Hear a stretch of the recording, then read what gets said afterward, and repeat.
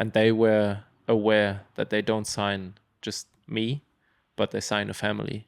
I see my head as a computer basically, because you want to have 100% of the processor being accessible for your riding that happens now. And when you start giving away little chips for like, what do the others do? That's a small bubble of people racing down the hill. And the bigger thing is who you are without the bike.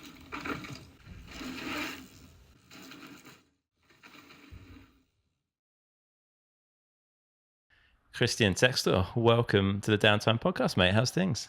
Yeah, well, thanks for having me in the first time. Like, it's we had a little chat at the mill. We did. A couple of, like, 1.5 years ago. Yeah, just as the mob was kind of getting going in its latest form. Exactly. So I've been following the podcast for a long time, though. And Thanks, man. I feel like it's one of the biggest mountain bike podcasts for sure. Thanks, like, there are a lot of characters on there that I over the really years. look up to, and I just feel like it's interesting to hear people chatting. Yeah, it's different form of getting to know characters. So I'm excited to be here. I feel really fortunate. Like, it's a big thing for me to be on the podcast. Okay, man. Yeah? Thank you, dude. Oh, it's a big thing for me to have you here. So no, it's a pleasure. I'm glad that you made the time.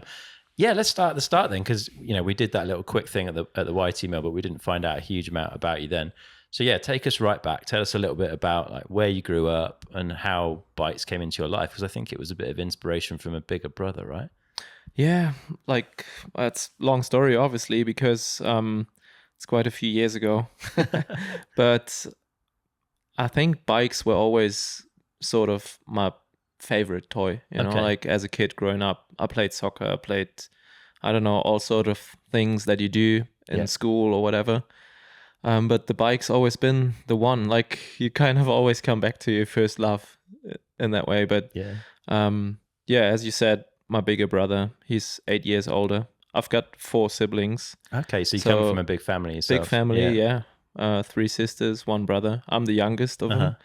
And my brother always been, like, obviously my role model, like looking up to what he does. And as a smaller brother, you got to step up and do it. So I guess progression was natural for me, because you were a bit disabled in terms of like physicality and all that stuff, and like comparing to what he does. So he started doing like trial stuff. I think it was maybe, I don't know, like late 90s, where like, I don't know if it was still Hans Ray or like these guys. Yeah, Martin Ashton, Martin Hawes, like that maybe. stuff. Kind of, I feel like that inspired him a lot. Like, not like super gravity side of things, but like more trials. So yeah, I tried my best, and I always just did what he did. So there was a progression there. But talking of where I'm from, pretty much middle of Germany, like pretty close to Frankfurt, hilly. Yeah. Hilly but not mountainous, I guess. Yeah? Exactly. No mountains, no bike parks, no lifts either. Like, just growing up, riding bikes in the woods, and going from there. Nice. And that trials introduction, I guess, through your brother sort of moved into more like dirt jump, free ride kind of stuff for you, right? Was that with your brother as well? Did he go that direction? Yeah, I think like he kind of bought his first full suspension bike. I remember it being, I think, a Kendall Gemini or something. Gemini.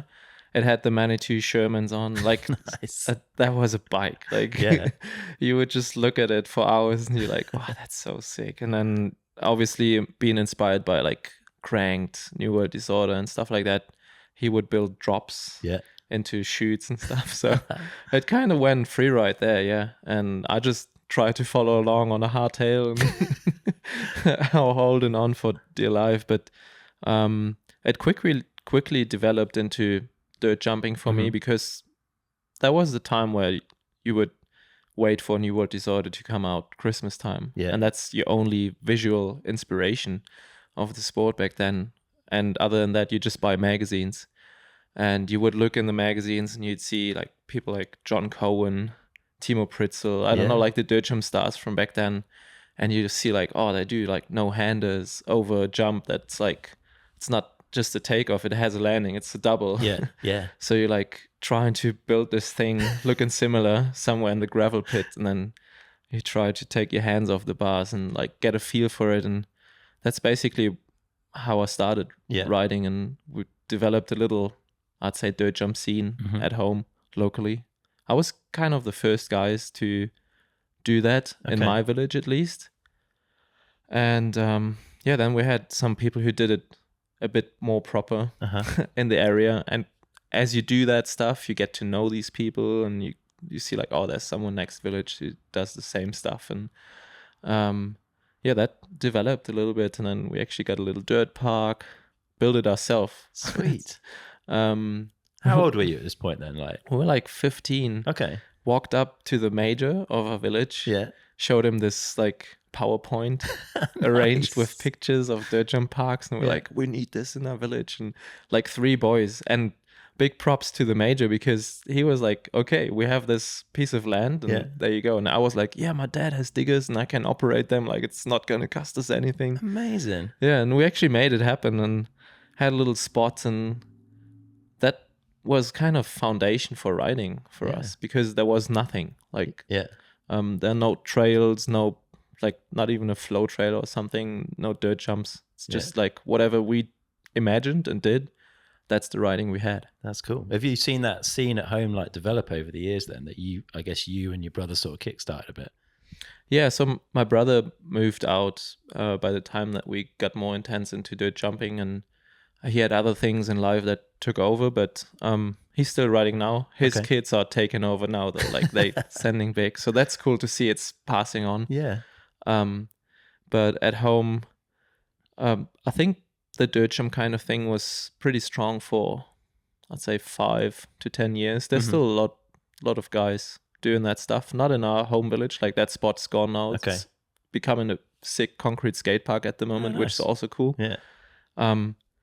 But it kind of developed into enduro, to be honest. Okay. Like now my village, or our village, is a big enduro spot in the region. So that's pretty cool to see. And most guys kind of switched to racing over the years or did something else. But it's funny how everyone's coming back to riding now, but they pick enduro bikes or e-bikes. Yeah. And you're, I guess, still involved in the scene and building trails out there?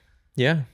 Couldn't say that officially, but okay, fair enough. Yeah. We still don't have like a official network or official trails or anything like that. But like I can say we have good like connections, and we try just to speak with people. Like we don't try to fight each other in the woods, but you try to speak to the hunter you run into.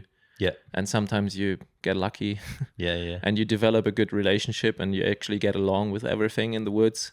And sometimes you're like, okay, we stay away from this hill. Yeah. There was a saying in the UK that I think that the Ride Sheffield lot started, which just be nice, say hi. So like when you're out, if you meet people, just make the time to stop, have a chat. Don't fly past them or like cut across fire roads at 20 mile an hour in front of them, sort of thing. And it does make a massive difference. Hey, like even if you're on land that maybe isn't 100% allowed, like as long as you're courteous and polite. Yeah, I think it's obvious. We know that we don't have the right to do what we do in the woods in terms of law. But then if you look at it from just the human kind of view, you're like, well, everyone's trying to like have a good time in the woods, and we're not destroying stuff. Like that's bullshit. But from running away from people in the woods back in the days when you were like were seen with a shovel in the woods or something, and you just like duck and hide and run or something like that. We got to like just like walk up to the person straight away and talk to them and trying to have a good conversation. And that's been working really good. That's good to hear, man. So dirt jumping, doing that side of things, was there competition involved in dirt jumping for you, or was it purely just enjoying being on a bike? Little competition side of things, but not massive. Like did some amateur dirt jump competition, and that's not even comparable to the level the guys do these days. Like, I don't know. I did like some spins, like 360s and backflips and stuff, but no like big combos or stuff that's nowadays average in even amateur competition. Yeah, so the level's gone crazy. It's crazy, Yeah. Okay, so let's talk about like racing then. And I think it was a friend that took you to your first ever like downhill race, right? Yeah. So when I started my apprenticeship, obviously I earned some money. So it was time for the first full suspension bike. And back in the days, I bought a Kendale Profit After MX. Your brother. I had a Profit. Yeah. Sick bike. Back then it was kind of a does it all bike. Yeah. And I bought it because it was a slopestyle bike for the Kendale riders back in the days, which was the big crew for me. So it was still good enough to race. Like horrible setup, probably like super hard because of like set it up for jumping and stuff. But yeah, so one of my mates who I dirt jumped with, he was starting to do the IXS races already back in the day. So he was like, "Oh, you need to go to races," because we obviously rode at home, and he figured that I was pretty quick down the hill. So I was like, "Oh, you need to do this race. Like, you need to come." And then at some point he like actually took me along, and I raced my first. It was like a rookies cup or something. It's called. I think that's still going. So like a 19 or something. Yeah, I just had my driving license, so it would have been 19. Yeah. And so pretty late start to racing side of things, but I did that race, only one race, and I think I ended up on the podium at least. I think you were second. Yeah, could be. Yeah. And I remember, the guy who beat me, he had like clip pedals, full on downhill bike, full kit. And I was just like racing in jeans on a slopestyle bike. And I was like, okay, maybe there are points to improve. But I was already hooked. Like I really loved it. It was full on mudder and I just enjoyed myself. Cool. So it wasn't so much the result, it was the experience that kind of hooked you in? Yeah, definitely. And even in dirt jump, I was always more of a technical rider. Like I tried to do, I don't know, like 360s on a sketchy jump or like technical jump, let's say, rather than trying to go big and make a crazy combo on a straight jump. So I always loved technical riding, so that like got me hooked straight away. And next year I signed up for the whole thing. So and there's like different classes in is it like, what do they call the kind of entry level classes, like hobby class or something? I think it used to be called free man. So it's like free from license. Okay.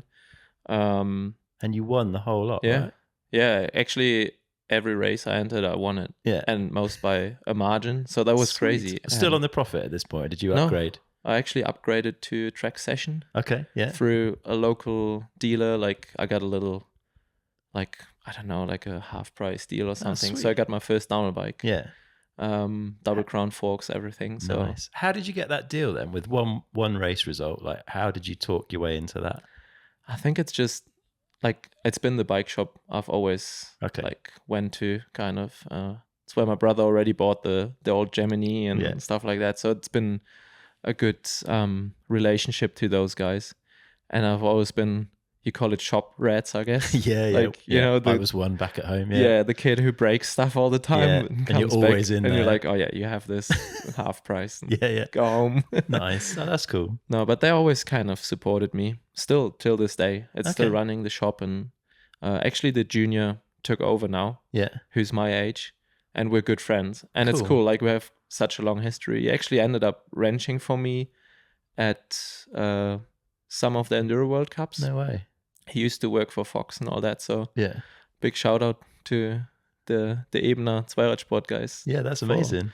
Supporting through all the years. Very cool. Yeah, so that first year then, or first full year, you've taken a win every time you've gone racing. You've got to start feeling pretty confident about that. And then I guess do you have to upgrade then and get like a license and go to the next category? What's the setup? No, you can actually stay in that class if you want. But I was like, okay, I'll go license class because I won like this class now, even though I didn't win the overall because I actually broke my leg that year, late season. And that was also a very important and interesting point of my career, let's say, because it's funny, there used to be a thing called Scandinavian Photo Challenge. It's like Deep Summer for the Crankworks. Hosted by a photographer in Scandinavia. So Sebastian Schiek, he got invited for that as a photographer taking part of the competition, and they had a squad of German guys. It was like national teams almost. Like the photographer had national riders. I think it was 4 riders per photographer, and he had a couple of riders with him, like pro riders. I mean, I was some kid, and one of the guys was, I think, Amir Kabani, former slopestyle rider from Germany, like really good rider, professional guy for Ken Nail and GT for many years. And he's rather local to me, and we knew each other from dirt jumping. And then I think he got injured or something. And he actually said to Sebe, well, there's this kid, he's pretty decent on a downhill bike, but he can also like dirt jump. So he's good for something like that. You can ask him.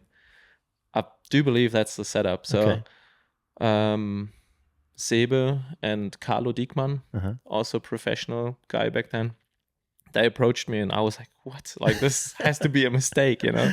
Felt like a dream to me. So I ended up going up there and we did this whole competition thing, and I had a good time, and we did some really cool shit, and ended up free riding 2 days after the event and broke my femur. Oh man. And my hip and my hand. Whoa. So like I had a massive one. Was that your first real like big injury? Yeah. That's a big one to go in on. That was also my first injury, was a femur break. But yeah, that was massive. And but still the whole event was like, it got me kind of into the picture. So I wouldn't say like the crash was worth it. Like, nobody chooses an accident, but the whole thing as such was very important to me, and opened some doors, I guess. Yeah, exactly. Yeah. What did you have metal put in the femur? Like, how was it treated? Yeah, I got a rod in the femur. Yeah. And luckily the doctor who operated me up there, he was Austrian, so we could talk. Yeah. That was good. My English wasn't quite as good back then, so and he said I got kind of lucky, because in other countries they would have replaced the hip possibly. Ooh. Because they get money per joint. They do and stuff like that. So that's actually pretty bad. But he was like, you're that young still, and it's only a crack in the hip. So I had to be on crutches for 2 months straight or something. Yeah. So he was like, if you really take care, it'll heal like that. And it did. So amazing. I'm forever thankful for that. Yeah. Do you still have the metal in your femur or not? Yeah. Yeah. They tried to get it out, but no chance. Yeah, I have mine's still in. I think unless they get there pretty quick, it can be quite hard to get it out. So yeah, the guys who tried to take it out, they said they have to do that much damage to get it out that it wouldn't make sense. Does it bother you ever? Like, do you feel it? The metal itself, no, but I definitely have problems with my hip. Like, actually over the last 3 years, it kind of developed getting worse. It's getting better now that I started to treat it right. And have a lot of physio. Also, the new physio on our team is amazing with that. Like, it helped me a lot this year. But there were, I think it was 22 this season. I basically raced on painkillers the whole season, like big time, because my leg got me so much pain.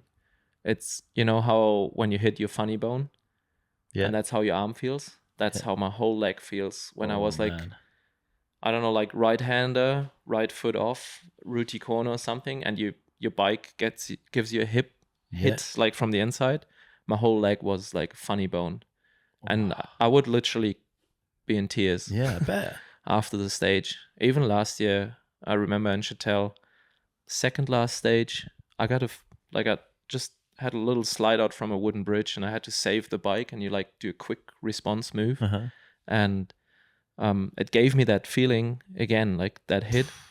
And then I rode like really bad in the bottom of the stage. And I was like, oh, what's happening? And then I got off my bike after the stage and I couldn't even stand on my left leg. Jeez. Like I couldn't stand on a single leg. So I was like, oh, that's not good, eh? That isn't good, man. What have you done other than like some good physio treatment? If there's certain things you've been doing that have helped like improve that for you, like certain movement or strength work, or what have you found that unlocks that pain a bit? Well, I'm really like enjoying being in the gym recently, like not to get big, but to move healthy. And part of that is injury, because I feel like there's benefits you can take from doing the right moves and stuff to like prevent injuries in the first place, and also like coming back from them. And I'm lucky enough to have people in my gym, like local gym, that are really like into sports and like good trainers. And one guy it's called neurologic training. Okay.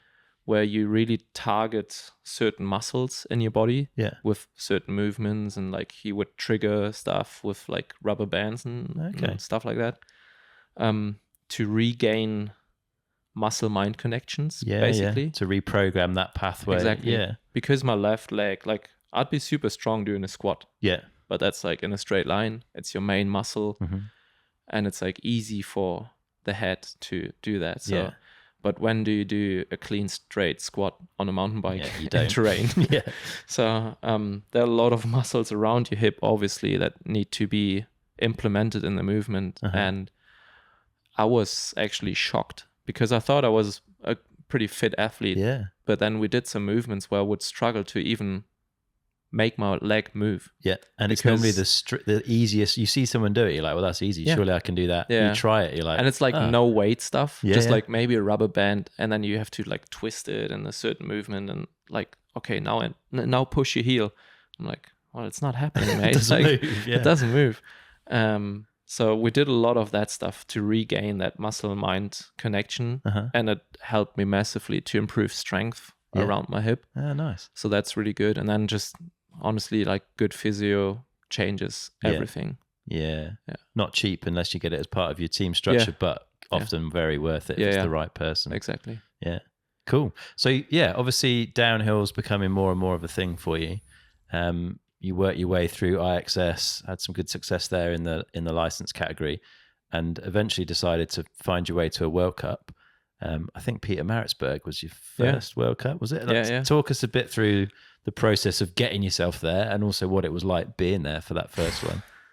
So after racing license class for one season, after the free man sort of year and coming back from that hip injury, well, being there again, not coming back, because I never did proper rehab, as we just talked, and that's part of the problem.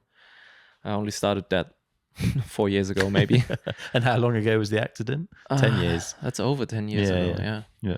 So, do your rehab, kids. Like, that's super important. Definitely. And push to get it. Like, I didn't even get any physio from the NHS in the UK. You need good just people. Sent me home with some crutches and were like, there you go. Yeah. I had a few sessions at the like local physio. Yeah. And it's like, you do some squats like that. Yeah, you're good for life again. It's crazy, huh? But anyways. Peter Maritzburg, so after racing license class for one season, basically, I don't know my results from back then, but that was still like, we would go out drinking with the boys or like just having a good time. Before the race days.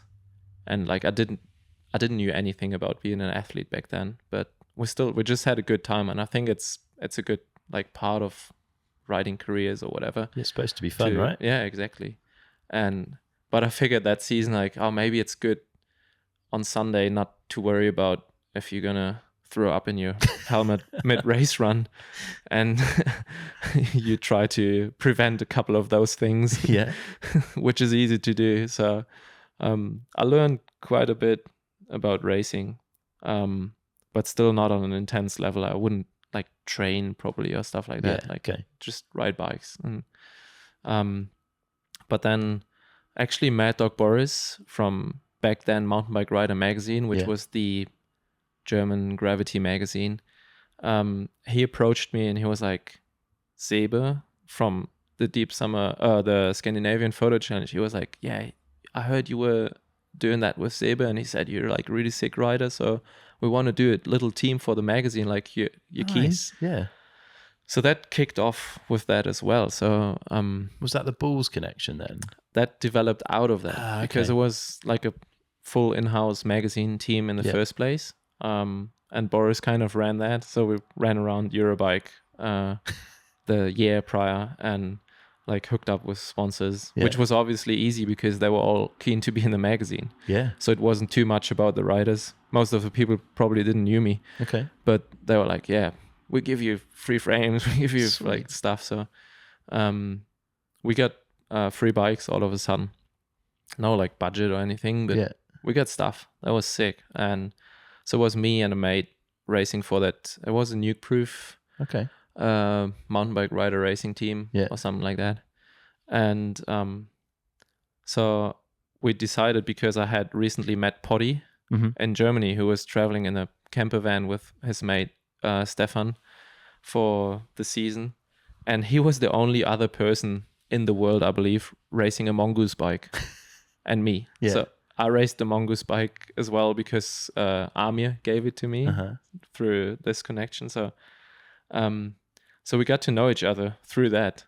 And then he was like, oh yeah, you can come down in winter because your winter must suck pretty bad for riding. So I was like, yeah, let's actually do it. And we did it. So I went down there with Tommy, my teammate, on the nuke proof then for 2012, I believe. Okay. And yeah, we went down for 2 months to South Africa, just living life, like road tripping, riding bikes. And actually, Johan back at the time was already like a hard training athlete. Like he was putting a lot into it. So this is Johan Pottinger, right? Yeah, Potty. So most people would know him as Potty. Potty's Coffee. He's now part of the YT mob as a line coach for like Valley, Ocean, and Sean and that. So it's cool how that comes together again. But he actually showed me quite a lot about being a downhill athlete. Like he would do sprints and stuff like that, and like we would join and I would die after like 2 sprints, and I'm like, wow, why is this so hard? And then like I figured like, oh, if I do this more often, it probably wouldn't feel as hard on the track. So I ended up racing the World Cup in Pietermaritzburg, which didn't go that well. Like I think maybe I crashed in my qualies run, or I hit a rock or something and blew up my chain guide and chain and all that. But it was still crazy because all of a sudden you're on the track with like all your childhood heroes, and my head wasn't ready for that. Like I struggled, maybe not on that race as much, but the whole next 2 seasons, I figured like that was my biggest struggle. To be on track with all my like heroes, and you feel like so small. Was it like an imposter syndrome kind of thing? Did you feel like you didn't deserve to be there, or were you just intimidated by?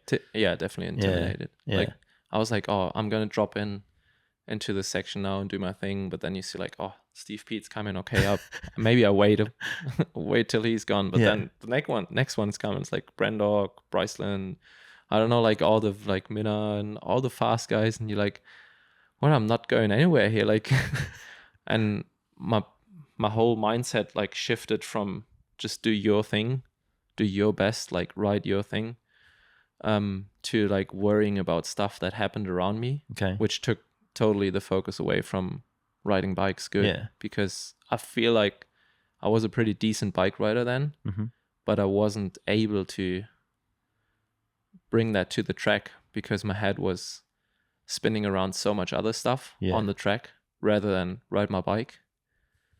Did you get any help on that? Was like sports psychology really a thing at the World Cup in those days?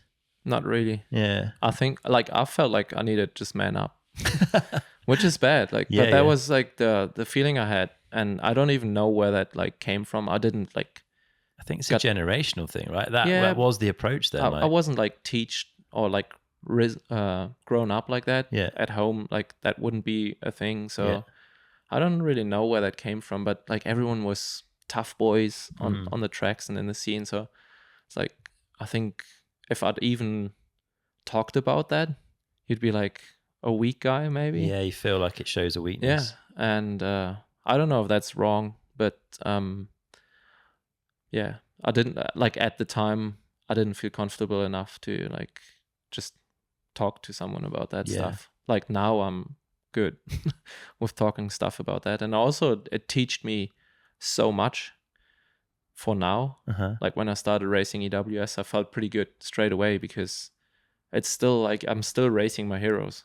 Like I'm on a team with guys like that, so it's still crazy, but I know who I am now, both as an athlete and just a human being, and that's what it comes down to in the end. I feel like, and I figured now, like, we're all racers, but it's a small bubble of people racing down the hill. Yeah. And the bigger thing is who you are without the bike. Yeah, but I guess the older you get, most people become more comfortable in their own skin, right? Hopefully. Yeah, not always, but like it's a general trend, I think. But yeah, I don't know how it must be possible to like do that earlier in your life with the right support and the right help, I feel. But most people, it just takes time. Certainly for me, it's just taken a long time to feel like I know who I am and where my place is. Do you know what I mean? I feel like I never had a role model in racing. Okay.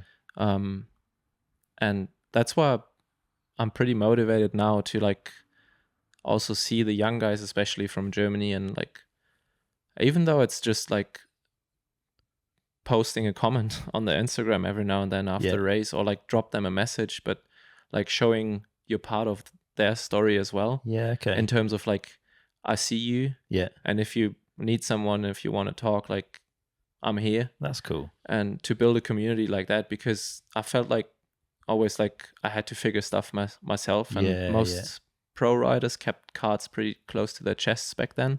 Yeah. At least in Germany. And so that didn't help at all. And I feel like I always say that. I hope I'm not the only German flag in the top 30, top 20. Yeah. And soon, like, I hope there are more German flags, and that's not going to develop itself. Like, if I pass on the most stuff possible and push the most, because I made it there already. Mm-hmm. I know at least a few things that it takes. And if I pass that on to the guys as early as possible, they might even go even further. So I feel like that was missing for sure back in the days. And it helps make them feel comfortable, I guess, like just communicating, saying hello, posting a message, whatever. Yeah. Do you think the downhill scene is more welcoming now than it was back then? Like, it's definitely changed a lot. I think it feels a relatively friendly place, but I mean, I had similar feelings on the Plenty last week, right? We were waiting to try and get down the hill, and then you're like, oh, there's Amory, better let him go. Yeah. Oh, there's Miriam, better let her go. Yeah. Like, I can understand that intimidation massively. Yeah. I don't know. I mean, I changed. Yeah. For sure. But I can't talk too much for like national races because I haven't done any in a long time. I've done one in 2018, national champs, German champs, and most guys that still know me, that was like straight away easy and good relationships. But then there were so many kids and people that they didn't knew me. I don't know them. But I feel like in the World Cup racing scene, it's pretty cool. And also people are more outspoken about struggling, about mental problems and stuff like that. And I think that's super important. Yeah. You shouldn't like over highlight that stuff. And it's dangerous to like sometimes make excuses. Maybe I'm not judging anyone at all because I've been there, but it's easy to fall down the horse on the other side as well. Okay. But I think it's so important and healthy to just be true to yourself and to others with that, because only when you speak, you can be heard in that way, and then you can be helped. Yeah, and you guys, as our idols, like sharing that means it's more likely that we're going to as well, right? I think in our own friendship groups or riding groups, I think it makes it okay to talk about some of that stuff, which is cool. Yeah, and it's like, that's only a thing that showcases through riding for riders maybe. Yeah. But it's something that's like just human and it might showcase in a total different area for a listener right now maybe. And maybe that helps them. And I feel like that's the coolest thing that we can do as a riding scene, inspire people with like values and stuff like that, and not just to go fast downhill. Yeah, it's a balance of everything, right? Being a good human and having fun at the same time. So your downhill career, obviously first World Cup in Pietermaritzburg and feeling quite intimidated, but you carried on with it. You did a few years of a sort of mixed program of IXS and World Cup downhill racing. The magazine team like merged into being the Bulls team. Talk us through like now looking back on your downhill career, like how do you look at it? How do you feel about it? I feel like I learned a lot, but you also got to see I never raced as a junior. So all the stuff that most juniors learn in their junior career, I kind of started doing that from like my 20s on. So that was a big learning. And sometimes I feel like I've maybe missed out on an opportunity. Like I could have made more out of it. But then I got to be graceful to myself and be like, well, that's actually when you started racing. Like you were just trying to figure this thing out. Yeah. And yeah, as you said, the Bulls guys approached the magazine back then for 2013 to like run a team. And that's when I got on the team with Win. Yeah. So that was a big step for me too, because Win was obviously well known on the scene already. He had massive experience in racing World Cups for I don't know how many years already. And it's funny how like back then he was in a crucial point of his career, I feel like, because he was just coming back from a set of injuries and trying to get his back to the wall and just make something work. So he was pretty focused on himself. And he told me that after the whole team thing as well, which is beautiful. Because back then I had higher hopes in having someone like him as a teammate. Okay. In terms of passing on stuff and maybe learn from him. But he was really focused on his own thing because he needed to make it work for himself, which is fair enough. I understand that. But so we never like really had that bond or like a deep friendship or whatever in the career, even though like he lived at my house for a little bit. Even Eddie and some of the Van Zyks, when they flew over, they all ended up at my parents' house. And so like hands down, my parents are pretty cool in that way, just having all the guys there. But yeah, so I was on the team with Win, and I learned a lot from just like looking what he does, and trying to follow along. Like even, I mean, for sure, riding behind someone who's faster than you always teaches you. But even like approaching racing and all that stuff. So I learned a lot, and I didn't really qualify much back in the days. So I ended up being a mechanic for Win, sometimes like swapping frames overnight because it was all like prototype stuff and we would have problems. So like I did a lot of that stuff, but it was cool. It was, now that I look back, it was actually a really special time, and I learned so much about racing in general, like about teams, like what makes a team, and what do you need on a team, and like material and all that stuff. And it's funny how when all that ended, I actually became good friends with Win. Okay. I don't know if like the pressure needed to be off, like for him or for you or both. I feel like we both developed as persons for sure, but I feel like for him it was a lot of pressure those years because he knew that was maybe his like last shot or whatever, and he made it work now big time, and it's really cool to still see him and meet him, and actually when I started racing enduro, he was already experienced in enduro. He won the Rotorua one already, so that's when the sort of relationship that I hoped for came together and sort of developed. Like he would come to me when I had like my first top 20-ish stages and stuff, and it was multiple day races still, like 2 days. So I had a good first day for the first time, I remember, in Petsen. And he would text me messages all of a sudden, like giving me advice, like how to approach the second day, and giving me props. And that meant so much to me. And that was so cool because he would give me that honest advice, like how to approach a long stage. I've never done a long stage in my life before. So it was like, oh yeah, up here, you're not going to gain anything by risking your life. You do it like this and that. And that was so cool. So that's awesome. Yeah. I feel like the whole downhill thing was almost like a proving ground for the enduro for me. Yeah, it has been for a lot of riders, right? Quite a lot of people have gone that direction. Before we move off the downhill, I look back through your results, and it feels like, I don't know if you feel this, but it feels like there's a bit of a trend where when it was World Champs, that looks like where you had your best results. And in a way, you could see that as a more pressured event because it's such a big thing. But it's a different format and you don't have to qualify. Do you think it was related to the format? Did you feel different at a World Champs? Why do you think those results came better maybe than the World Cups? Yeah, it's funny.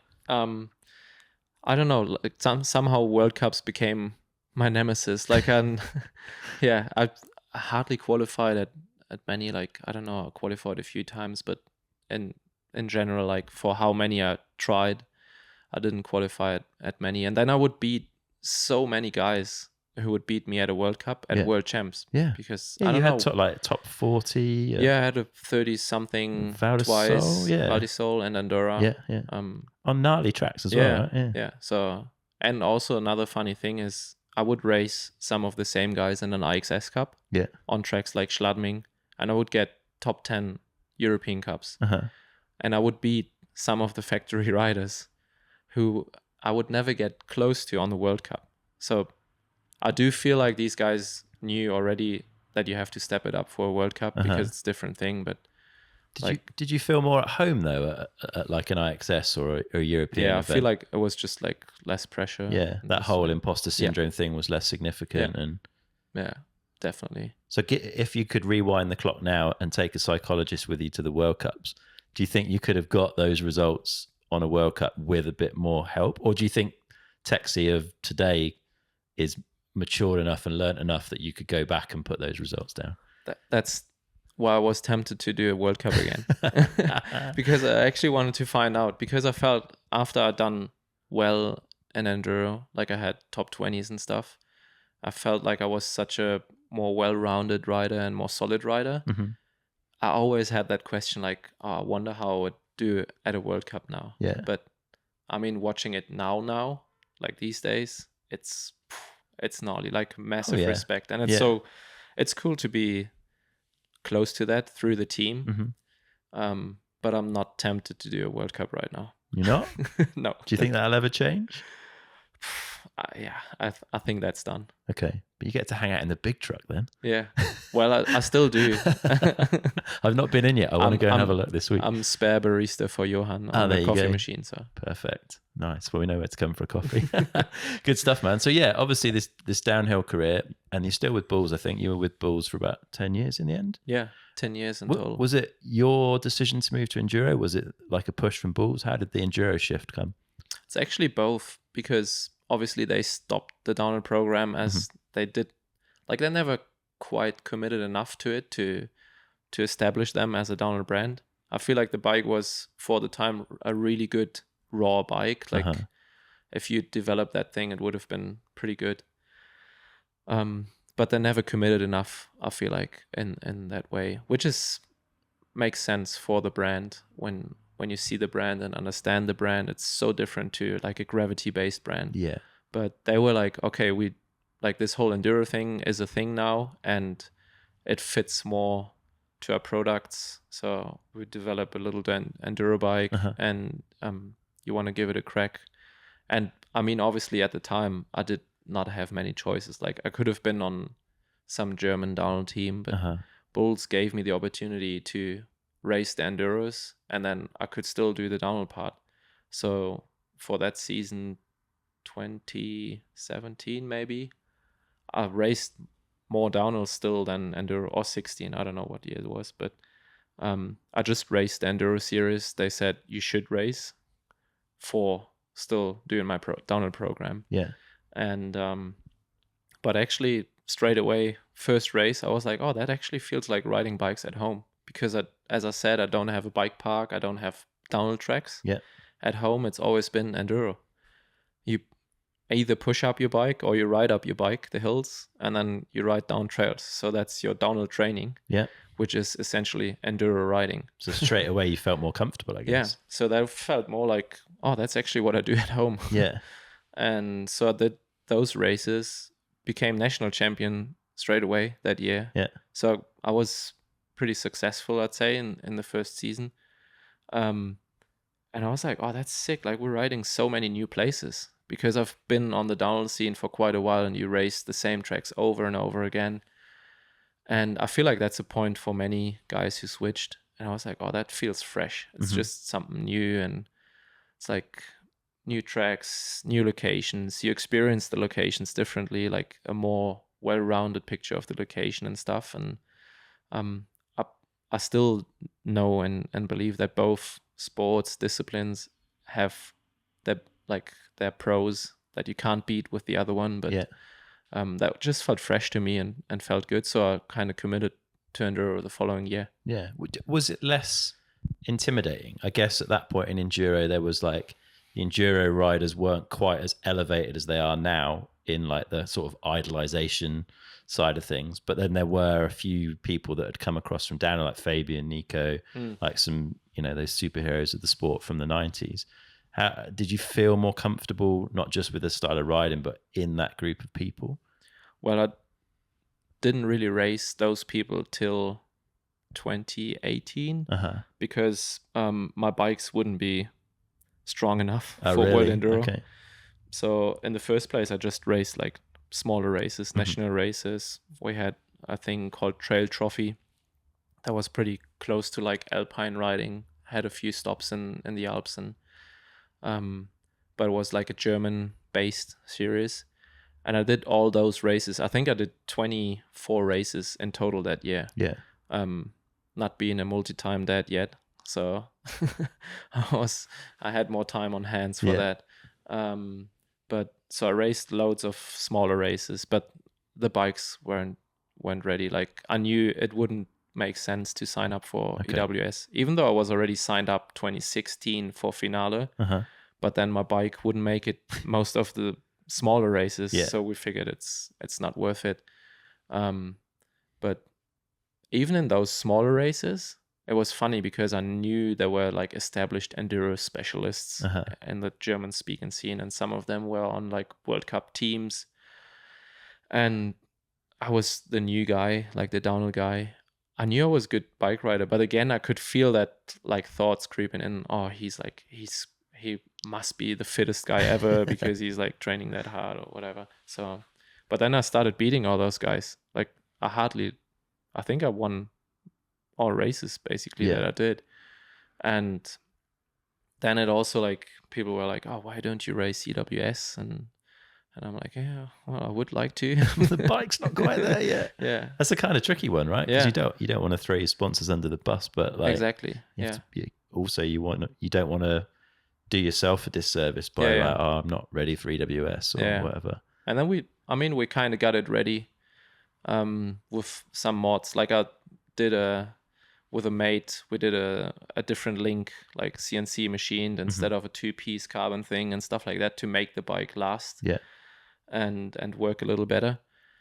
And that was cool because, I mean, Bulls didn't have a develop department like that back in the days to like say we make a prototype where you race gravity races on. It's like they have a massive range of bikes that they need to work on, and it's like biggest respect to the engineers because that's a massive job.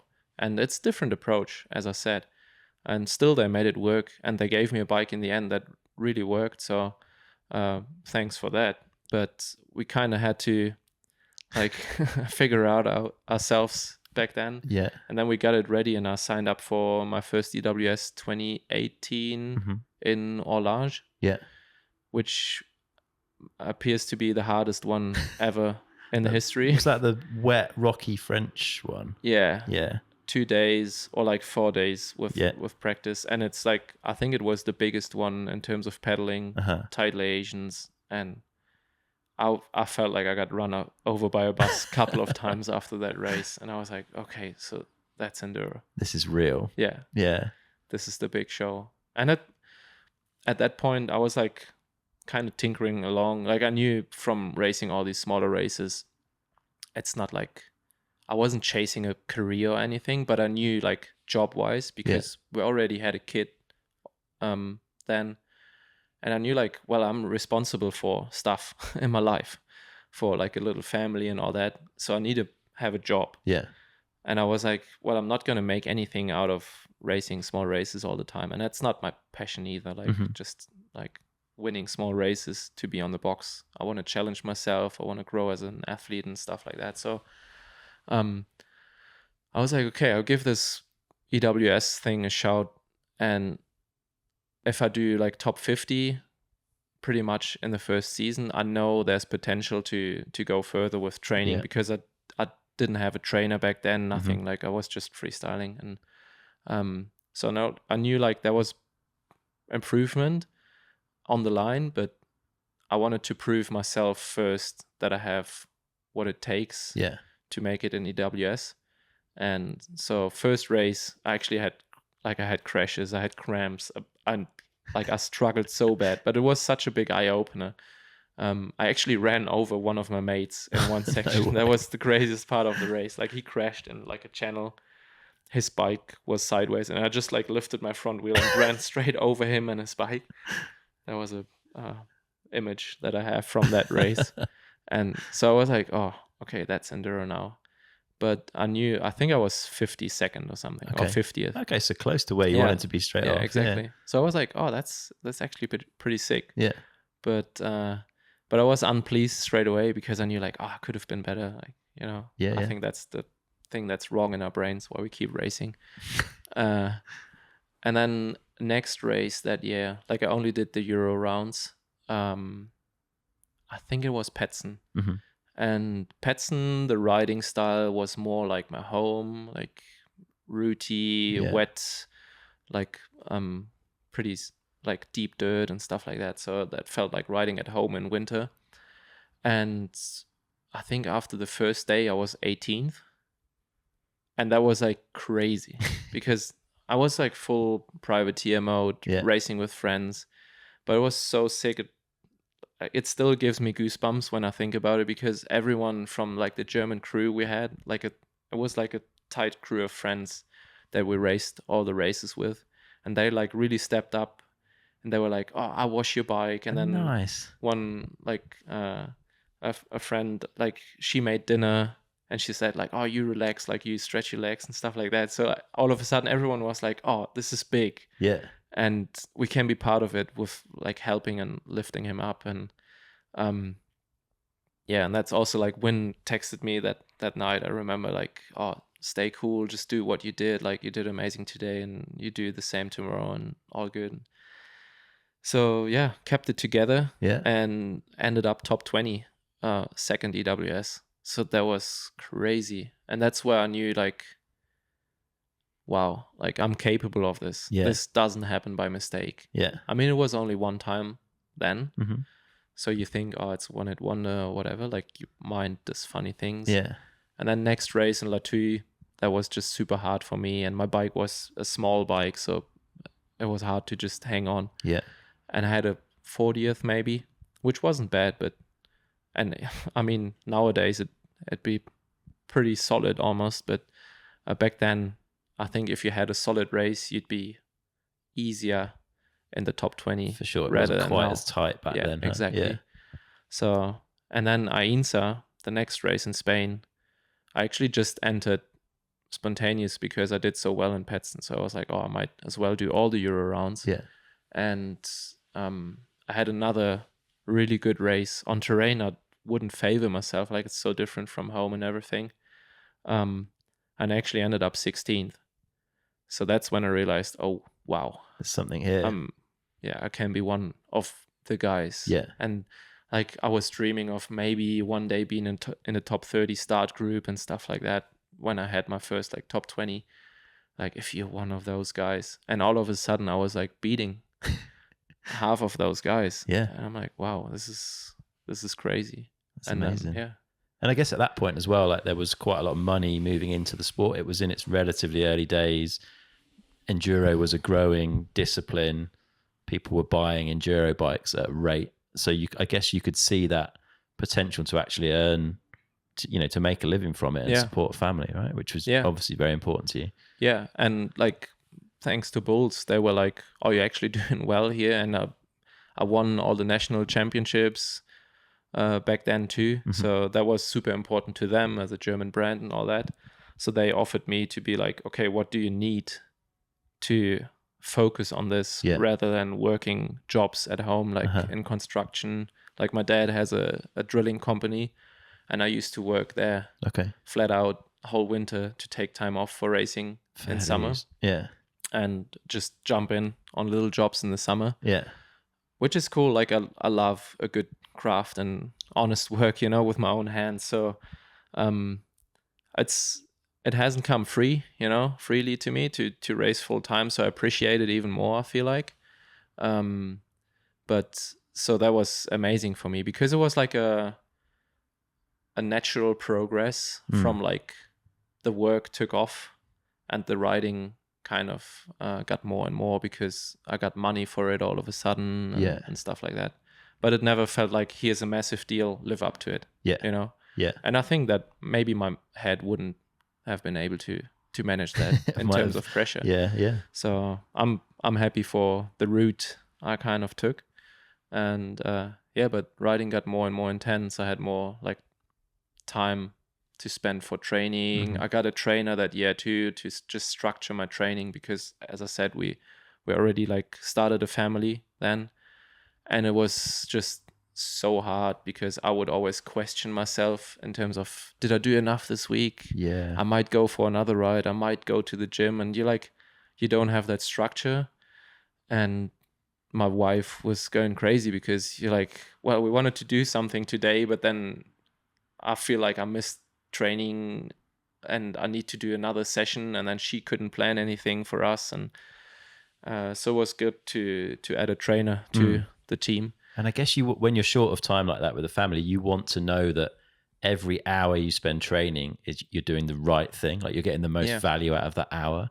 So spending some money with someone to help you do that must have been like so valuable to you. Yeah. And I think the biggest benefit almost was to know when there's like an off day, it's actually an off day. And it's there for a reason, you know, like you can relax. Yeah. And you're not questioning yourself the whole off day.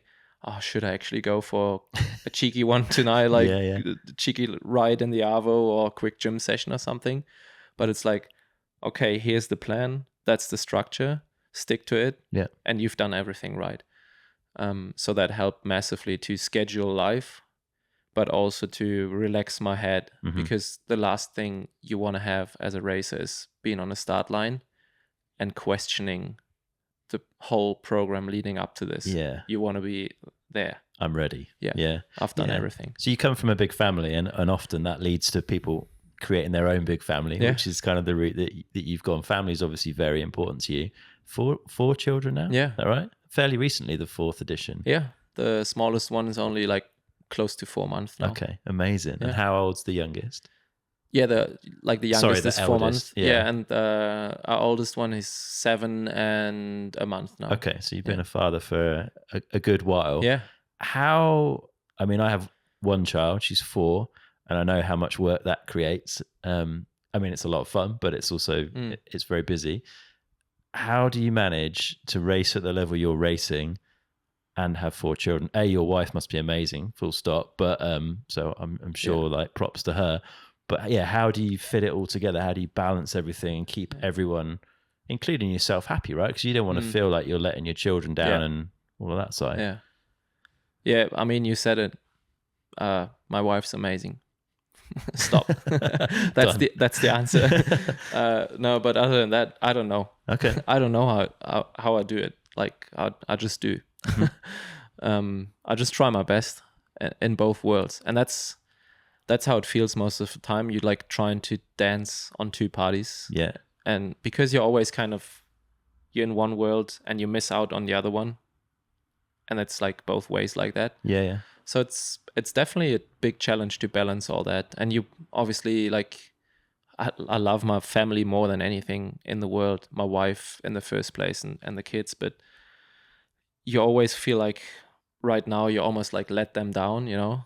Because you're not there and stuff like that. Like you feel responsible for stuff. And then sometimes you have rough days at home when I'm away. Like usually stuff goes wrong. Yeah. You know, like one of the kids would get sick straight away when I leave the house. Like, why?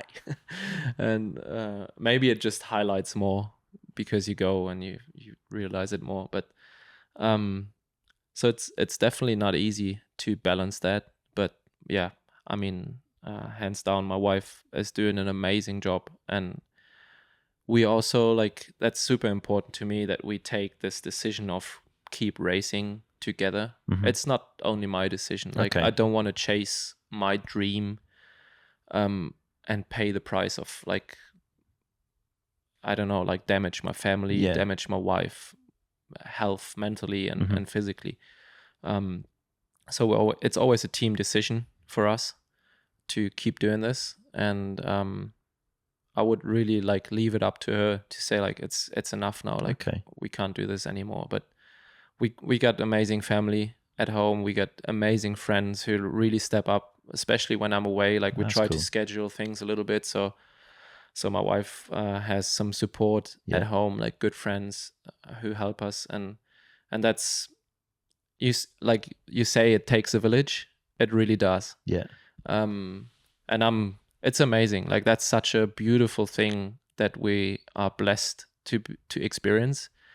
To see how people step up, and like it motivates us to help people again in a different way, maybe. And like that whole thing that happens behind the scenes is sometimes such a bigger story than me just racing my bike down a hill somewhere. I always say it's like I'm just the clown on the bicycle, you know. But the whole show is run by other people. There's a lot of people behind you being here doing what you do. Exactly. There's the team, obviously. Yeah. But then there's your team at home, which is not just your wife and your kids. It's family, it's friends, it's everyone that supports that.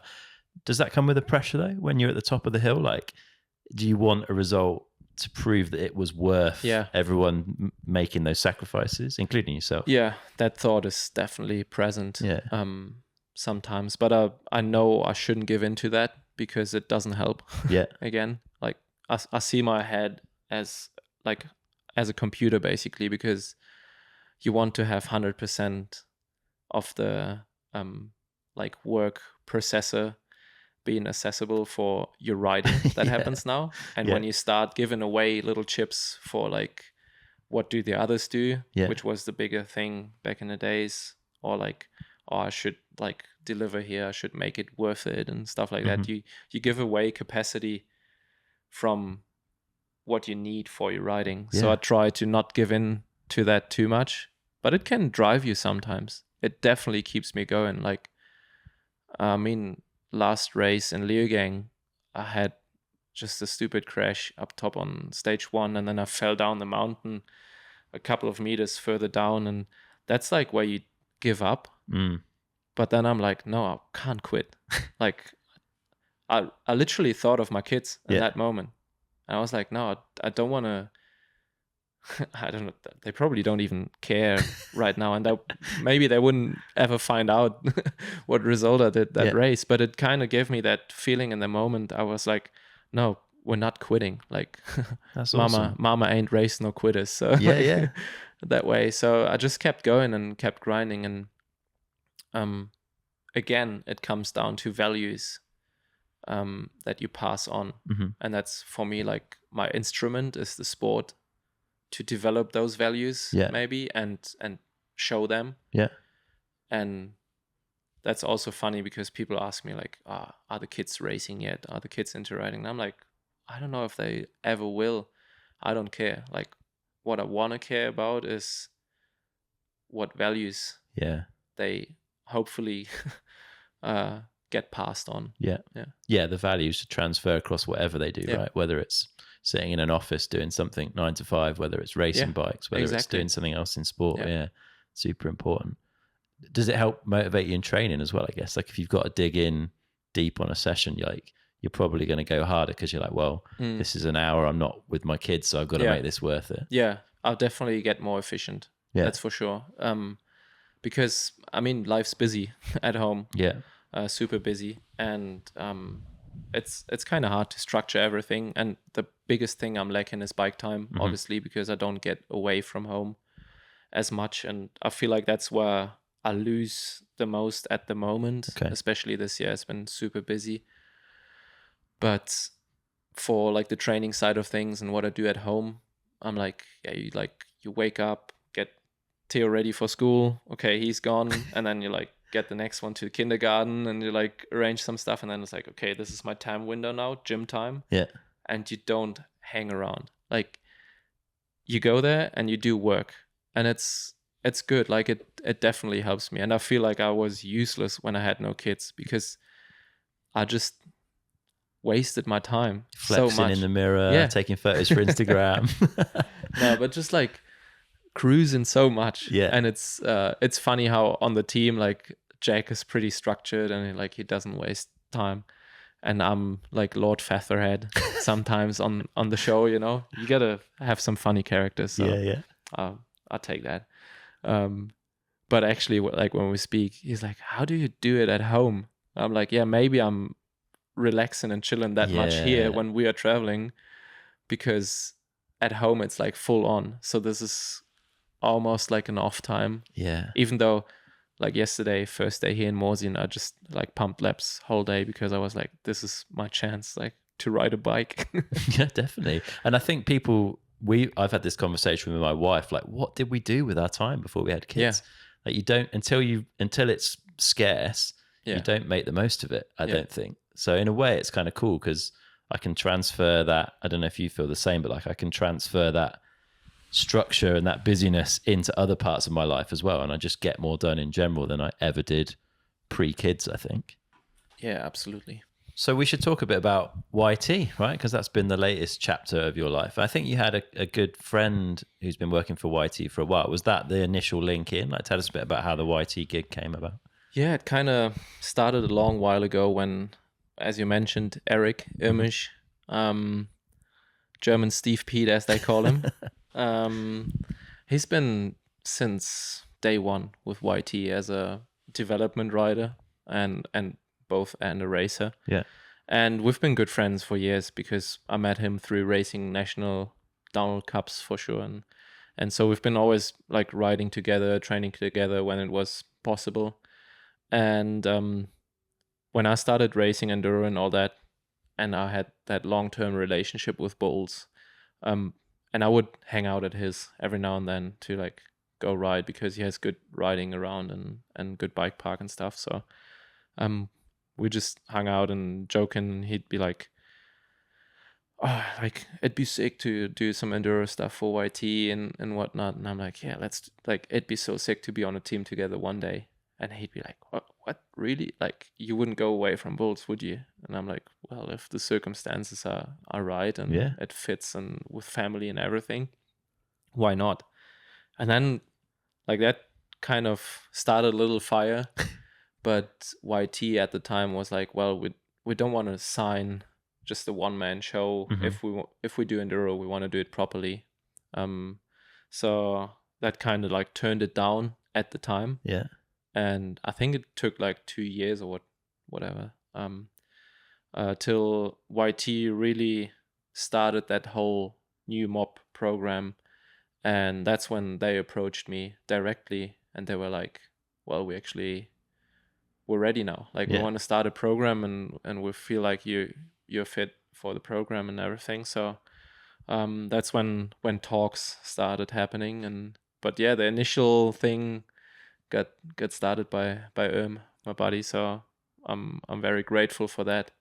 And ever since like last year, part of the mob and super happy about it. Yeah. I'm guessing it was a no-brainer to say yes. Yeah. I mean, I had a nice spot where I was in the past and was rather secure in terms of like family providing and all that stuff. So it's nothing that you just throw away for a nicer bike or like a nicer team or whatever. You like the whole frame needs to be fitting. In my position, I'm not just a freestyle guy that like lives for himself in the van, or like there's more on the line that needs to be done. So but I communicated that when we started talking, and they were aware that they don't sign just me, but they sign a family. And that's something that's really important to me, and it's really special, and that I feel honors the brand of YT, that they really support individuals. It's not just they picked me as an athlete because I might provide good points for an overall for the team, or I'm a good development rider or whatnot, but they really see individual persons and they want to highlight stories. So, and I asked that question straight away. That's pretty deep insight, but I asked the athlete manager, like, why are you signing a guy like me? Like, I'm in my 30s, I'm a multi-time not champ but dad. Yeah. That's all stuff that doesn't win on a card. In terms on of top trumps. Exactly. And but he was like, well, you bring stability to the team, and that in that moment it became a no-brainer. Because I was like, sick. Like, they actually highlight values and stuff that's not highlighted often enough. On the circuit, I feel like. Definitely. And I do, like, I've spent a bit of time with YT. I've been lucky enough to go to headquarters and spend a bit of time with the UK team as well. And there is, like, you know, they have the slogan good vibes, but they do live that. And there also is a bit of a family feel to it, I would say. Like, everyone seems to get on really well in the company. There's a lot of banter, and like everyone feels pretty tight. Does it feel like that on the team? I get the impression it's like that. Yeah, definitely. Both, as you say, in the company and with the team. I'm only 2.5 hours away from HQ, so that's pretty cool for me too, because I can actually be there sometimes to have meetings with the R&D guys, where I also have partly a job, and stuff like that. And it straight away it felt like I'm part of a family. Like, so many people were stoked to have me in the company. I was actually surprised, like overwhelmed by that, because I didn't see that coming. I was like, most people would probably not even know me, because former sponsors, it was like a massive ship, you know, the whole thing, and some people wouldn't even knew what you're doing when you talk to them. YT is pretty small here. I don't think people realize how few people there are involved, really. Like, it's not a massive company. And you feel the passion everyone brings. It's like, I don't think there's anyone who just needed a job, you know. Everyone's there because they love what they do, and they're passionate for it, and you feel that whole vibe within the company. So that's amazing, and I really enjoy that. And that obviously passes on to the team, and that's a core identity to the team, because the company essentially, or like the brand, wants that within a team. It's not just about results and performance. Like, athletes worry about that enough themselves. Like, you don't need to add pressure to that, but it's about really have good times. It sounds a bit bashed, but it is. Like, it really is about having good times and transport that to people. Definitely. And you're on a team with a good crew, so Casper Woolley and Jack Moyer, and yourself on the Enduro squad. And I mean, Jack is arguably the most famous Enduro rider on the planet at the moment, I would say. Like, MoiMoiTV has taken an already well-loved character and kind of elevated him in the fans' eyes, I think. And obviously you featured heavily on that over the last couple of seasons. Big Chris is... I was about to say Triple XL Chris, recently new name. Might be a bit more famous than Moi himself. There we go. Yeah, it's coming on. It's coming on. But how has that been as an experience? Because like you say, you've gone... I mean, Bulls were not, like, I guess, pushing you in the limelight in the same way that YT have the ability to do. You were probably a lot more under the radar then than you are now. And then add MoiMoiTV on the top of that, and you've sort of become a superstar of the enduro scene, like, almost overnight. How's that been? It's natural. To be honest. It felt really natural, and I told Jack as well. Like, if he was one of those like vloggers or YouTubers who like, oh, we need to do something for the vlog to be funny, or like this setup show. I'd not be keen to be Big Chris on there. But it's honestly, if the camera is down, it's the same. Like, and first of all, we get along so well, and I'm super grateful for that, because it's not for granted. Like, some people you just don't gel with, and I try to get along with most people really well, but you can't like force it sometimes. And everyone on the team is really like just getting along really nice, and it's good friendships who develop, and we really like each other. And especially with Jack having such a tough year last year as well, and then re-injuring his wrist a little bit this season and stuff like that.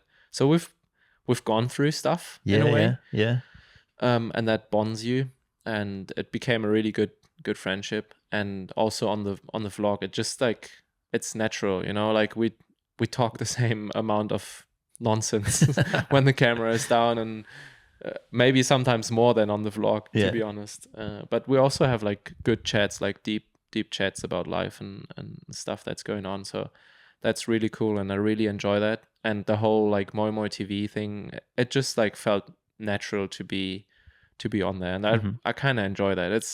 It's fun, and it's a beautiful way to make the sport more accessible to fans and give insights. And I feel like that's almost one of the channels to experience enduro racing. Yeah, 100%. Yeah. Yeah. And are you getting more support trackside as a result of like being Big Chris? Yeah, big time. Yeah. Like, honestly, and Texi, I was overwhelmed. It was crazy. I think maybe the crowd almost went as hard for me than for some of the Aussie guys or Jack himself. And you'd only been on the team then like a couple of months, right? Yeah. So it came up quick. But it shows how, like, especially the Aussies follow Jack, like MoiMoiTV. So it's been really cool to like kind of benefit from that, or like it just feels cool. Like I'm super grateful for all that. Yeah, it must make the experience of being at a race even more fun for you, right? Yeah. To have that support and people wanting to come and meet you and chat, and must be cool. Yeah, and also, as I mentioned to you earlier, it's kind of cool because I'm at such a different state of life, I'd say, or like in such a different position with having family and all that. But it turns out that most people who watch the vlog are family people, all kids, and so many parents and dads, and like people reached out to me and they like love the character on there, which is, nothing is made up there, you know, like we do our funny things every now and then, but it's like I try to be honest and real on there, and it is real, like everything that's on there, which is super important to me.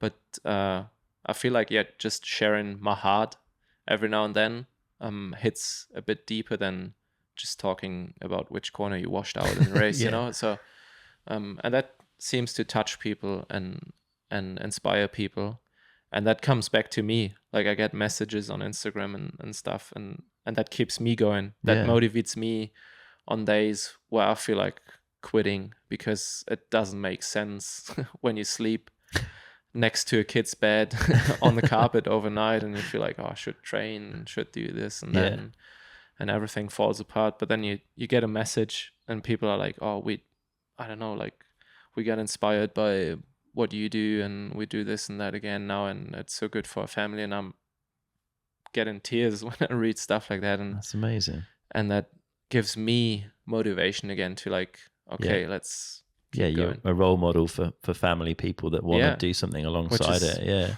That's amazing. Yeah, that's super cool. You mentioned the whole like sleeping on the floor next to a kid that needs you there that time, and then you've got a training session the next day. I guess the risk of overtraining when your like non-training stress is high as a result of family life, or higher, like how do you manage that and ensure that you keep like a healthy balance between training enough but not going too far when life's busy? Yeah, I think like there's just no rest when you're at home. There's always something happening, and then when the kids are in bed, you're like, okay, now I can do my stuff. I can do maybe some office stuff, some emails and stuff like that. So it's definitely easy to overcook it. And we just recently added building a house to the project list. So of course, that was too much time on hand. And we're trying to do it ourselves, obviously. Yeah, why not? Because we love a good craft. So but there's no pressure there, so that's good. Okay. And I just do something whenever it's possible. But again, in that term, it's super helpful for me to have a trainer who knows me, who knows my life circumstances, and he like kind of can read my feedback in terms of we catch up, and he'd be like, okay, I feel like you need some rest. So you're sharing some data and like commentary around soreness and how you're feeling and energy levels and stuff. Okay. I'll try to keep him updated in terms of like we use Training Peaks as a tool, so he sees what I've done and what I didn't do. And so he has the data. And then we also try to catch up or do voice messages. And he would hear my voice and get the feedback. And I'd say him like how the nights were with the kids maybe. And in general, they are good. But, you know, like in general, it's not every night. So, and some days are just busy. Like you have to maybe go to a doctor, or you have like a little party from the kindergarten or whatnot. And that's stuff that's important to me, you know? Like, it might sound funny to some people, but it's super important to me because I want to be there, and I want to be there for my kids, and I want to see them grow up, and I want to be part of it. Because I don't know, fast forward 10, 20 years, I don't care what position I did in a race, but if my kids are like not interested in me anymore because they feel like I wasn't interested in them, that would hurt big time. That's the biggest loss you can have, right? So balance all that. It helps massively to have someone who like kind of oversees that. And he's like, okay, well, you know what? You shouldn't worry about the session you skipped today. We just make it extra hard tomorrow. And then he puts in a savage set of intervals or something that kills me for like 3 days. So we work our way around. Yeah, that's cool, man. And you mentioned earlier, like your role at YT is that you're there as a racer, but you also have like an R&D side of things as well, where you're like integrating more maybe than some of the rest of the team with like the engineers back at YT. Yeah, just talk to us a bit about that and like how that works, what you've been up to, how you're getting on with it. Yeah, so straight away from when we like set up the whole deal, it was clear that that is a part of my job, which is cool to me because it's also more like it kind of takes pressure from racing because my role is a bit bigger. Yeah. And when there are days where I can't like live as an athlete, let's say, and live up to my own expectations, let alone I feel like, okay, there's more to my role here. Like, I shouldn't worry about it too much. And everyone of the team is aware of it too. So that being said, the team is super supportive with me being a family man. Like, if family is like in trouble, like if there's fire at home, you know, everyone would understand if I stay home. Yeah. They respect that. They support me in that. So like really, really a massive thank you to the whole team for that. I think that's pretty unique. And so the R&D kind of thing was clear straight away because I started some development stuff with bulls as well. I did some like OE testing with suspension manufacturers for them, and that goes around like the same guy who tests for bulls, RockShox OE specs would do it with YT. So you kind of know each other within the scene, and then he would maybe give feedback to the YT guys, or I've recently tested with Texi. So you kind of get a reputation for being a guy who can be tested with, because not every guy or every person who goes fast essentially feels what makes a bike fast or some people makes are it just good. Fast, right? And sometimes it's not about going fast. Yeah. For the majority of people who buy a bike, in the end, it's not. So, I kind of developed a little like standing for myself in that way. I would say, and YT sees that and sees the benefit and need for them as a brand to have people like that. With in the first place, who's amazing with that stuff. Maybe, I don't know, like definitely the most amazing person I've ever seen. Doing that stuff. Like what he feels is pretty crazy. So also being friends with he obviously reported that to YT that I would be a good addition to that, because it's too much work for one person alone. So he pushed for that essentially. And so I started working with them. Not many projects yet, as things are still fresh and kind of the whole racing side of things needed to find its feet. But yeah, like it comes down to like if there's a new bike to be developed and you ride a pre-production bike, just to try it in terms of if it's strong enough or where stuff would fail or what the problems would be. To like trying different things on the bikes, like geometry wise or like suspension wise, and then also just small stuff like try a different headset cup because we want to spec this and ride it as hard as you can and see if it outlasts the other one or if it fails earlier and stuff like that. And you just need people for that. So I'm happy to jump in on that and also give feedback on like the technical side of things the best way I can. as I learned a technical job in the industry, like in automotive, as an apprenticeship, and then for another year I worked there. So I have a sort of a technical background to understand processes and stuff like that. So that definitely helps me trying to get my head around solutions for making a bike better. Sweet. What was your role in automotive? What sort of stuff were you doing? I'd learned a job that's called mechatronic. Okay. So it's half like mechanic thing and half electrician. Yeah. And I didn't develop a product myself. The company I was working for made like all sorts of electric. I have to find the words in English, but it's like fuel pumps. Okay. Valves for like hydraulics and stuff like that. It's a pretty big company, and I sort of developed and built up and serviced machines who produce the product then. Yeah. But it was also like R&D because you need to find ways to make a process better. Stuff would fail, so you try to find better solutions and stuff like that. And essentially all the processes to make machines better and stuff, it's the same as working on the bike. So yeah. Nice. And do you see that as like a future if racing comes to an end for you at some point, which I guess it does for everyone one day? Do you see like a longer term future in the bike industry with that? Would you rather be like a line spotter on the hill? Like what does the future look like, or what sort of things do you feel like you might end up going towards? It's definitely a perspective or an option, I'd say. I don't plan the future too much, to be honest. It's like, it's not that I live in the day, but you sort of develop chances and possibilities, and you see where life takes you. And but that's definitely a thing. And I mean, as we talk right now, I have massive passion for the sport. I'm a massive fan of the sport still, and so I want to be involved, and that's definitely a way to be involved. Also, I think there are possibilities to be involved with the team and stuff like that, but then you got to see if you still want to travel that much with family, or if you're over it at some point maybe.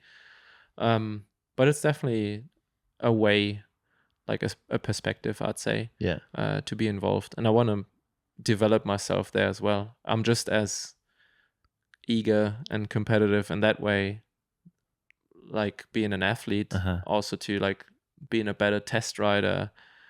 I don't know, like work my head around solutions, educate myself about materials and stuff like that, and try to push for that. So as long as the company shares that with me and they feel like I benefit, I'm keen to stay part of that and stick with that pretty amazing family. Sweet. Life's good, man. Yeah. Definitely. Yeah, nice. We should start wrapping up, and we'll hit up our final 4 questions because your first proper time on the podcast, I guess. Yeah. First one of those, if our listeners had £150 or about 175 euros to spend to improve their performance on a bike, what would you recommend they went and spent that on? That's a tough one. And it's funny because I listen to so many people like answering that question. Is there another one coming up on parts or something?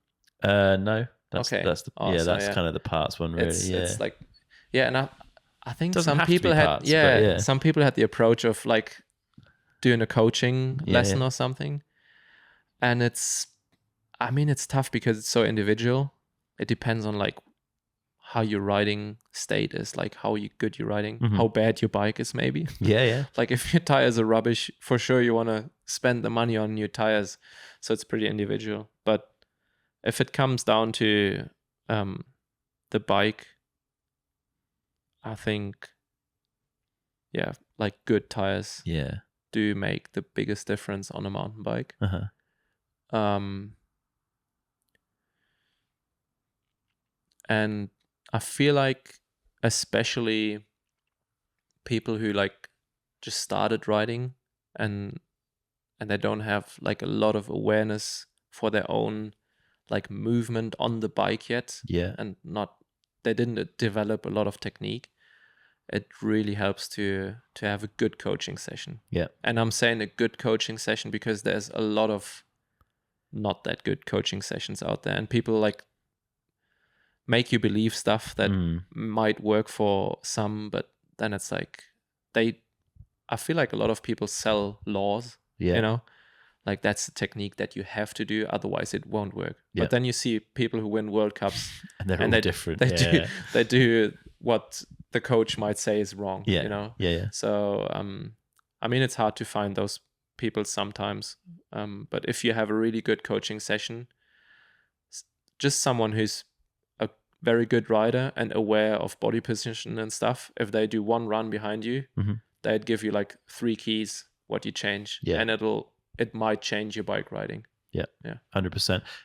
If we took that price cap away and said, like, what's the best change you've made to your bike in the last 2 years, what would you say has been like the most influential step forward that you've made? Because I know you've had the opportunity to, as Jack would say, be a massive tweaker. Wow, that's a tough one. I feel like I've been tweaking for so long that I've been running a pretty solid level of what I know works for me. But I think almost the biggest change over the last few years is riding just the softest tires I could get. Yeah. What are you on now? Contis? Schwalbes. Yeah. Okay, which ones? And I'm running like Magic Mary out front most of the time. Sometimes Techie Chan in the rear. Yeah. And so the 3 or 4 years ago, I still ran the medium kind of compound in the rear, and now I feel like, how could I even do that?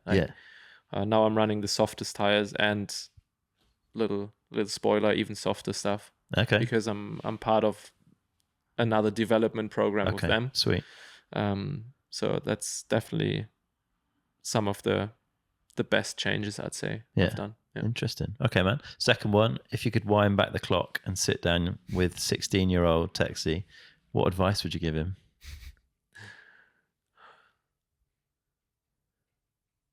Just trying to be your best and not to be the best.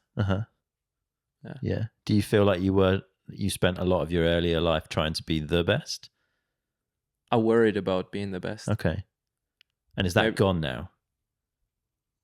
Not all of the time. Okay. Yeah, that energy's still there. When I do when I do a stupid little competition against one of my best mates, like table tennis or whatever, I'll definitely worry about being the best. Yeah. I love it. No, but yeah, honestly, and again, that sounds like so, like everyone would say that, like, don't worry, relax, like, don't stress and stuff like that.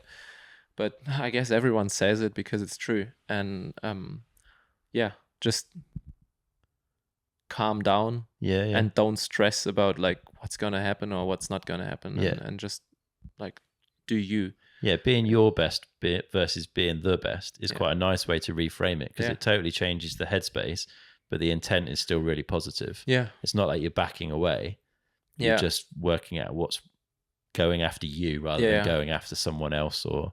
Yeah, I keep preaching that to myself over the past years. And I'm preaching that to myself because it's so easy to forget and focus otherwise. But I want to be my best and not the best. And maybe that's against some people who like win races and they're like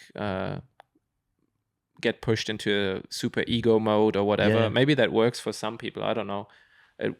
I feel like it wouldn't work for me and for a lot of other people. But like, for example, when I win national champs, like I won a few now, which is cool. Yeah. And it's getting tighter, which is also cool. Like the boys are stepping up big time. But if my goal is to be the best and I win national champs, like goal achieved, pretty cool. But I might not question what I could do better. Yeah. You know, because I was the best. Yeah. All good. So we keep running and you never like think further. Yeah, true. And so if my goal is to be the best, I might even be pleased with second place because I actually did my best on the day. And, you know, like, I think if you really digest that short sentence, there's a lot in it. How you like can handle both failure and success in a better way. If your goal was to be your best and not the best. Because who's going to be the best comes down to a couple of hundred other riders out there. Yeah, you can't control that. Which you can't control. Yeah. And that's back to like my biggest struggle back in the days, maybe. Yeah. I can't control those. And it doesn't help focusing on that. Yeah. Nice. Yeah. I like it, man. I was like, there is a lot in that. I'm going to think about that more after this. All right, third one. If you could have a coaching session with anyone, past or present, who would it be and what would you want to learn? Wow. Well, as anyone or most people on this podcast said, probably a cornering session with Sam.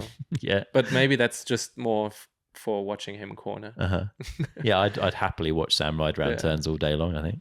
But I have to say, it's like I've got a first row seat to pretty amazing cornering most of my rides nowadays with Jack. Yeah. And like I said, I'm a massive fan of the sport still, and I feel so like fortunate to ride with guys like him. Or yesterday I rode a couple of laps with Richie as well on the Plenty, and I feel like a little kid still, like I'm really doing this. It's amazing. So I'm really fortunate in that way. But coaching session with anyone, that's that's more than just in sports. Yeah, it can be. Yeah, for sure. So yeah, I don't know, that like I really love sports in general, and like all sort of like the mental side of things within sports. And there's so many great sportsmen and women overall, the sports. And like, I don't know, like people like Walter Röhrl, like breaking it down to German speaking people, like probably one of the, if not the best rally driver back in the days, for sure, on the old Audi. And like his approach to things, he was such a core and real guy and a technical nerd. So someone like that would be really cool. But then also, like, I don't know, people who did massive things like for society, and I don't know, like someone like Nelson Mandela maybe, or like, I don't know, there's so many people. I've been reading a lot about like Second World War recently, and that whole time, and Holocaust, which is a big part of German history, unfortunately. But it's on our hands to use it wisely, especially these days. For everyone to learn from, right? Yeah. And there's so many amazing characters in small and big stories. Who like stood up for human kind and values, and they like put their lives on the line to help others and to build up, like, I don't know, things within that time period. And I feel like there's so much more in those stories sometimes to learn as a human. So is there any standout books then from that sort of period that you've been reading?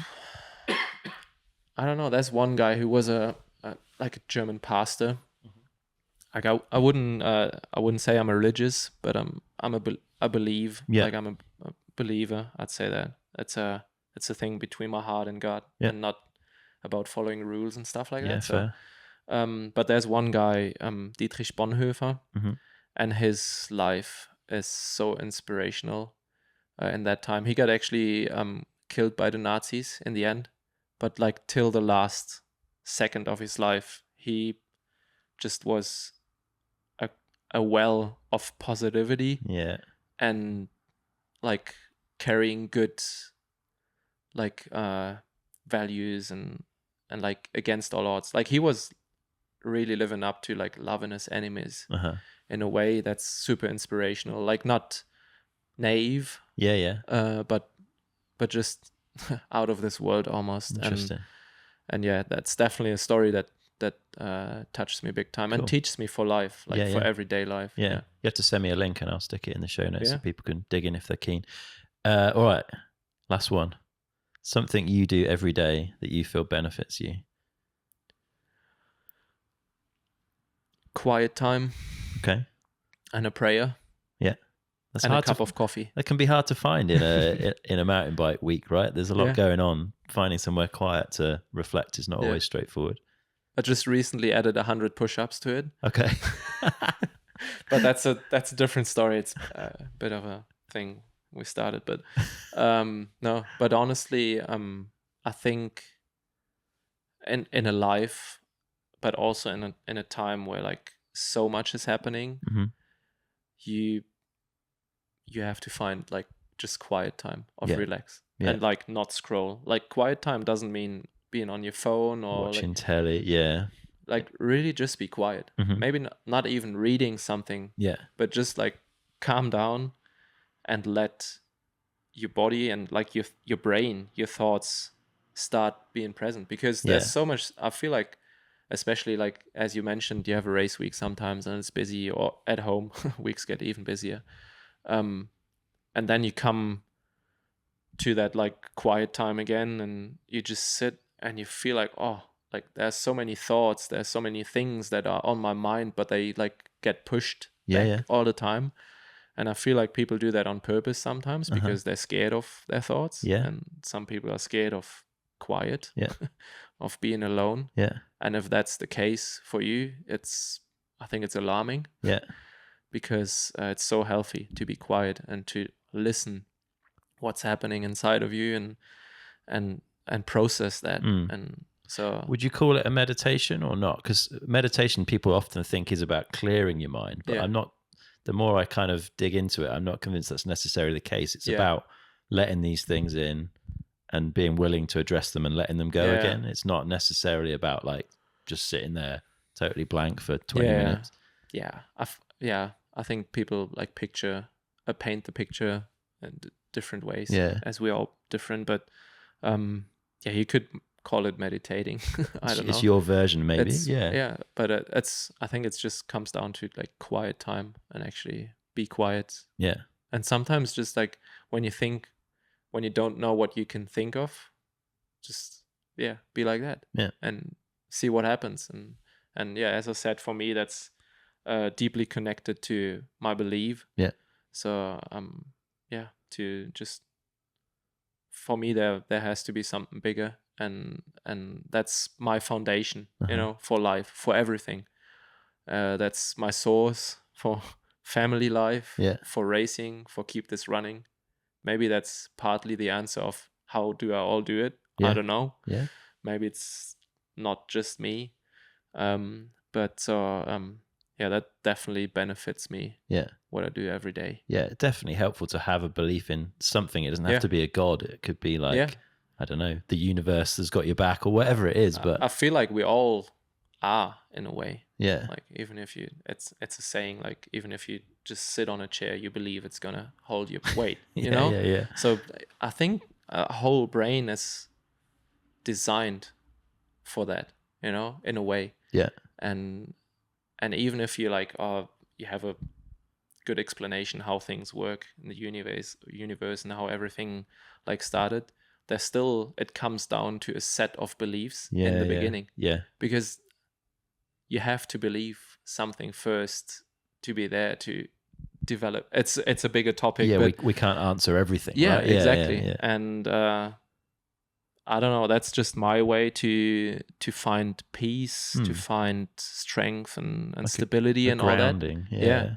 And maybe it's something else for other people. And I have like the biggest respect for all that. Like I'm not a preacher in any way or something like that and want to turn people around or stuff like that, you know. Not at all. But I just try to be real with who I am. And my set of beliefs for life and my ways. And I try to just live that out and inspire others. And if people see like, oh, that's actually cool, or that actually could help me or whatever, I'm super happy and grateful to be someone who maybe inspired someone else, you know? So yeah, that's amazing. why we're here. Yeah, that's awesome, man. That's a really nice place to wrap up. I've really enjoyed chatting, finding out a bit more about you and what makes you tick. Thanks, I look mate. forward to seeing how the rest of the year and the future goes for you. If people want to follow along, like where are the best places other than MoiMoiTV? But where are the best places for them to find and follow you? Probably Instagram. my Instagram is the most updated. Okay. I'd say. It's at Texi 5. Yeah, I'll stick it in the show notes. And I just recently added a vlog. I saw you started a little YouTube. But that's like, if you want to watch high quality stuff, you better stick to MoiMoiTV. I just basically load up full GoPro races because I do with the German MTB news. It's like a MTB platform, race report. Yeah. And we added the visual side of things this year as GoPro footage. So that kind of developed. But again, a lot of people like jump over from MoiMoiTV and actually watch my races too. Nice. So that's cool to see. It's in German. Yeah. We have subs, but that's the program for now. And if people are keen to watch me tumbling down the mountain sometimes, they can look up my YouTube too. Wicked. Yeah, I'll stick links to all that in the show notes. But yeah, thanks, mate. I know it's a busy week, so thanks for making the time. Yeah, I've really enjoyed it, and we'll see you around. Yeah, same for me. It's been a pleasure to be on it, and see you around. Nice one. Cheers, mate. Cheers.